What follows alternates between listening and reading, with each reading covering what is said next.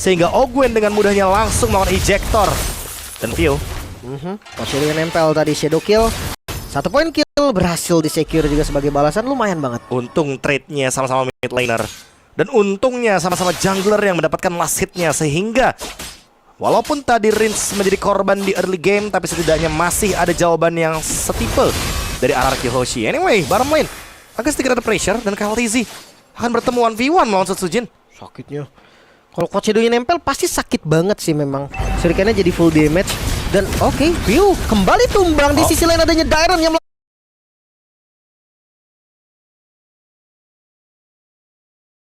melakukan rotasi. Cukup baik memang. Tapi pertukaran ke arah Dairon harusnya nggak bagus. Masih lagi dengan level 4 nya. Coba untuk membeli waktu. Flaptzy memang belum punya damage. Idok dan juga Rince masih selamat. Wah, kalau dilihat untuk buying time saja ya, itu udah worth it banget buat tim Falcons. Karena mereka membiarkan KLTZ mendapatkan level yang lebih tinggi lagi. Tapi ternyata Idok Di bagian depan berhasil dipanis. Dairon yang hadir di belakang langsung mengincar lagi Karpiu. 1 poin kill berhasil diamankan. Shadow Kill keluar langsung Setsujin mengamuk di bagian depan, namun damage yang kurang membuat kali ini Rince yang bakal dikejar balik. KLTZ dengan super damage-nya. Masih ada Dairon di bagian depan. Hilda yang menggila kali ini. Flaptzy berhasil dipukul mundur, menyisakan Ogwen dan Turtle mulai terbuka. semuanya low HP, tapi tidak ada korban jiwa sama sekali. Dan tim Falcons akan merelakan turtle pertama seperti di game yang pertama, layaknya deja vu. Karena lagi-lagi RRQ mengimbangi tempo di early game hanya dengan memakan View yang sekarang masih berada di level 3 dan belum punya Pride of Ice lagi. 2 kali di gank, 2 kali bahkan 3 kali death, membuat View harusnya masih belum leluasa dalam melakukan movement di early game. Susah juga sih sebenarnya. Aurora, defensifnya Aurora kalau udah ketempel tuh nggak ada sama sekali. Lagi Hayabusa ya. Iya, kalau Vexana masih bisa gitu kan, Eternal Guards masih bisa atau apapun lah, masih bisa nge-terrify. Kalau Aurora nggak bisa, bekunya dia tuh kalau deket nggak bisa. Ejector, lempar Idok masih bisa flicker. 1 tetes darah terakhir membuat Idok masih bisa selamat. Wah, di satu tempat yang lain ternyata Flaptzy menemukan bahwa Setsujin sudah melakukan sebuah camp untuk mengganggu ke arah View. Dan ini the diversion yang tentunya tepat di belakang KLTZ. Oh, dikejar kah? Oh, terlalu jauh sih. Terlalu over kayaknya. Bahkan dia tahu mau dibawa ke Ogwen, tapi Idok darahnya udah low banget. Flicker bahkan digunakan juga. Ejector 2 flicker di Komet tanpa ragu tim Falcon. Mereka mau killnya.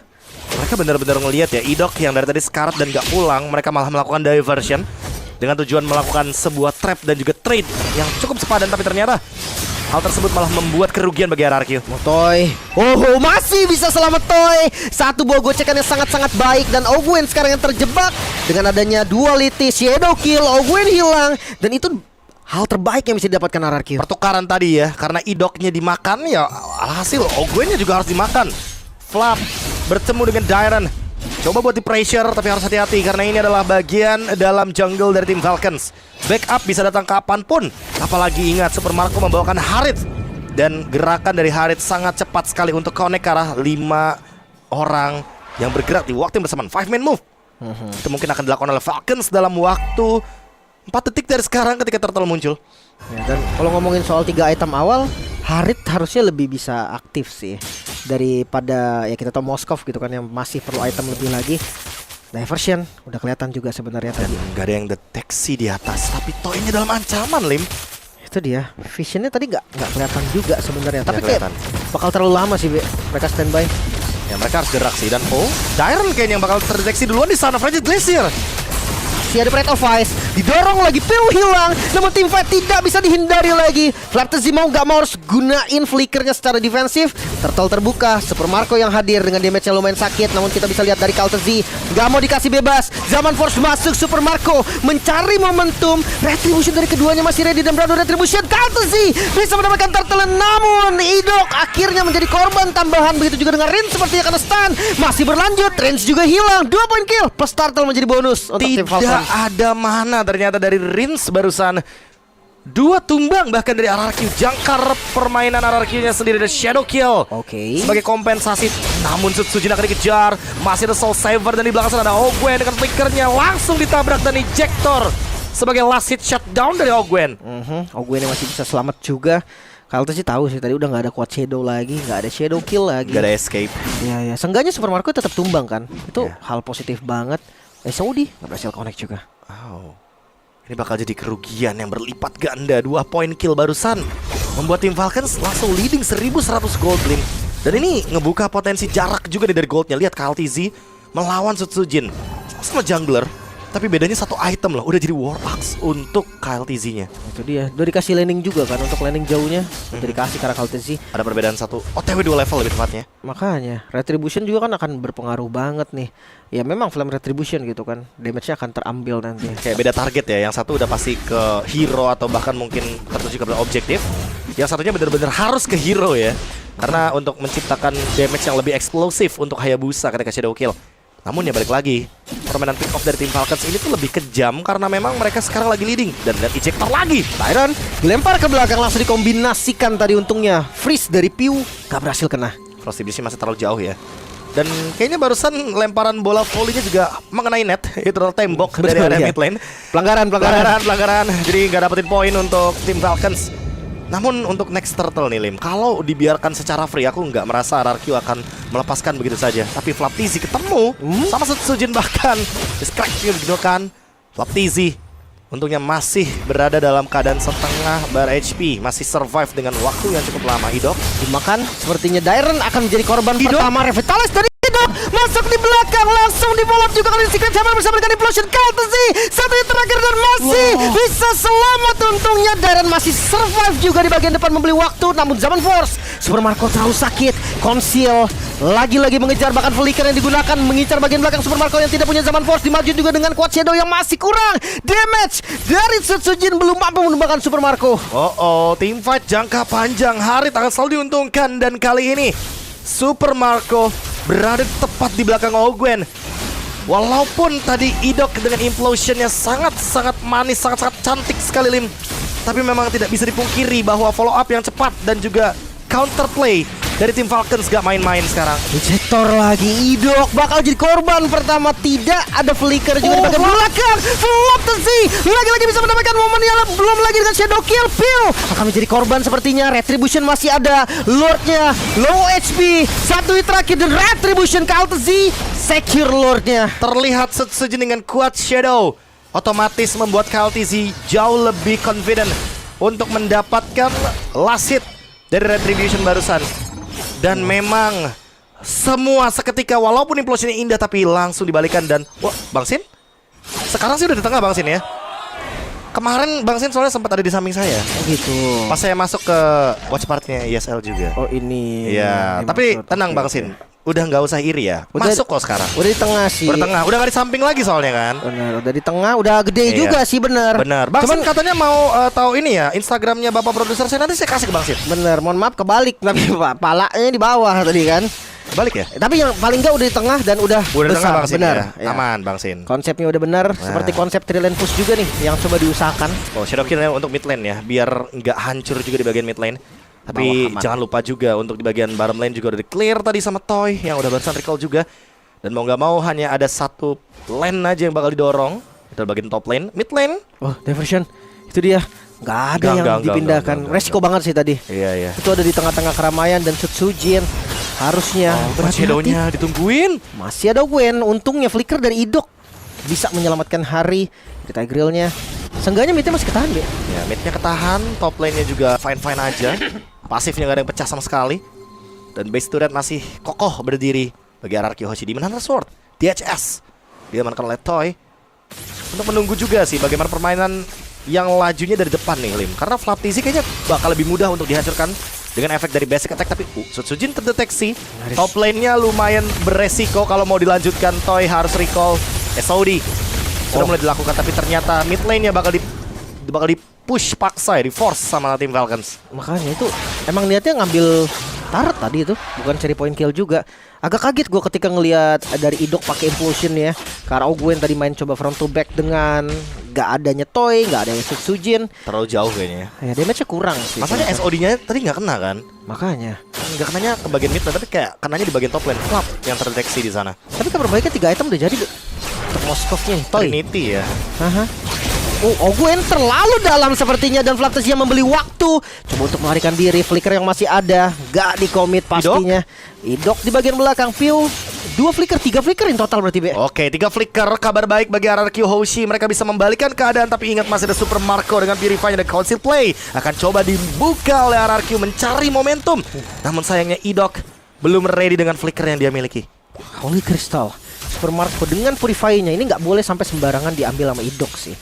Ya, mereka bisa main split push dulu mungkin untuk panjangin lane lagi. Diversion. Itu dia satu buat diversionnya cukup manis. Masih bisa selamat untungnya. Kalau dia buat Toy tadi, Toy yang sana kena tembok itu sama Spear Missionary hilang kayaknya. Tepat sih harusnya. Tapi kayaknya Toy-nya hanya jadi bait ya, hanya jadi umpan lebih tepatnya. Karena tadi yang melakukan push di top lane Toy, bentar. Toy-nya nggak pulang. Oh, pulang akhirnya. Mau cari inner taruh. Karena kalau misalkan dia tadi terdeteksi, itu bakal dikejar harusnya sama KLTZ. Iya, masih unggul juga ya dari segi item sekarang. Lord mulai muncul. Dan ini informasi yang penting, 3 spell, 3 flickernya nggak ada. Tapi seperti biasa, gameplay Filipin. Kalau lagi winning condition, Lord di bawah ya mereka campnya di atas. Sudah jadi langganan ya untuk menggerakkan dulu far lane-nya. Dan diversion yang dicari sepertinya Flaptazia. Masih belum ketahuan namun terdeteksi sebenarnya sama tim Falcons. Flaptazia sendirian kah? Mungkin mereka nggak ada info kalau Flaptazia sendirian. Coba untuk ambil waktu dengan Fist Kick. Masih ada tembok juga dan satu terakhir Flaptazia hilang. Idok masuk di bagian belakang dengan implosion Konekara. 3 target follow damage yang ditunggu-tunggu hadir. Kuat Shadow masuk. Idok hilang memang dan Super Marco masih berdansa dengan bebasnya. 2 ditukar 2. Wah, tapi lumayan untung untuk RRQ. Bagus banget movementnya. Dan Lord open sekarang. Ogwen dengan Immortality, apakah mereka mampu untuk melakukan sebuah paksaan agar RRQ melakukan reset dari Lordnya? Karena range masih belum terdeteksi. Diversion ready. Dan kayaknya langsung menuju ke belakang bersama dengan Toy. Oke, mereka mau cari informasi terlebih dahulu nih. Tapi jangan salah, bisa jadi teman-teman dari tim Falcon juga sadar. Apalagi 2 yang sudah spawn. Toy harus mundur sekarang juga. Untungnya masih selamat. Wah, untungnya masih sempat untuk recall. Dan Lordnya di reset. RRQ juga gak mau ambil resiko ternyata Lim. Walaupun mereka ready dengan Setsujin, tapi tadi retributionnya sedang cooldown. Dan sekarang tim Falcons 2000 gold lead. Mereka akan mencoba untuk mencari celah lagi. Flickernya sudah ready 3-3-nya nih. Sementara untuk Idok 1 menit dari sekarang dia harus menunggu untuk flickernya siap digunakan kembali. Oke, masalahnya tadi dia coba untuk kill Flaptazia aja menurutku udah jadi satu hal yang positif banget. Untungnya nggak ada diversion yang blunder tadi kan. Ke bagian belakang Toy sempat recall. Kalau misalkan ketahuan, karena posisinya Flaptazia udah spawn. Dan ingat di bottom lane ready loh untuk Magician-nya digunakan. Takutnya tiba-tiba ada lampu terbuka. Waduh, makanya bakal jadi momentum titik balik harusnya. Tapi untuk sekarang Setsujin, gue lumayan khawatir sama Farlane sih jujurnya. Takutnya Toy-nya ini maju ke konsil, depan karena Toy dikejar. Toy di bagian top lane hampir saja. Hampir banget. Itu tumbang sih tadi. Karena flicker juga. Magician jadi pun digunakan. SOD tidak kena. Tapi sekarang langsung dilakukan Remand Move. Langsung Idok dengan implosion Konekara 2 target, namun di bagian belakang Toy hilang sudah. Kaltezi memotong pergerakan dari Toy. Masih ada pergerakan lagi dilakukan oleh Kaltezi, terkena stun lagi, nggak bisa kemana-mana. Range juga hilang, menyisakan Dairon dan juga Setsujin. Bahkan Dairon bakal menjadi target selanjutnya. Cukup tanky memang. Revitalize yang langsung dibuka juga. Bukan Lord seperti yang dituju, tapi mereka mau ngambil turret. Mereka mau coba lurus masuk dari area mid lane sepertinya, dan retributionnya sudah dipakai. Satu wave minion lagi yang masih terbuka. Tapi hanya tersisa Dairon dan juga Setsujin. Bahkan terkena ejector, dijauhin dari wave minion. Tidak boleh kill, tapi Setsujin hilang. Legendary diamankan KLTZ. Minion spawn, tapi langsung didorong dan fokus ke arah objektif tim Falcon. 2-0 Israel. RRQ gak bisa mendapatkan kesempatan untuk menyamakan kedudukan. 2-0 yang sangat-sangat cepat sekali didapatkan oleh tim Falcons. Karena awalnya mereka sudah kebingungan untuk mendapatkan winning conditionnya. Mereka ingin Lord, tapi mereka ingin Farlane juga. Toy dengan SOD-nya, Spear of Destruction, ternyata tidak mampu untuk membuka jalur bagi Idok dan kawan-kawan yang berhasil melakukan flanking. Super Marco dengan Purify, dia tahan banget Purify-nya. Dia tahu bahwa masih ada Sacred Hammer terakhir dari Idok. Ketika Sacred Hammer-nya sudah digunakan, barulah dia menggunakan Purify-nya. Dan saat itu Super Marco langsung berdansa. Iya, tapi gua salut sama Owen sih.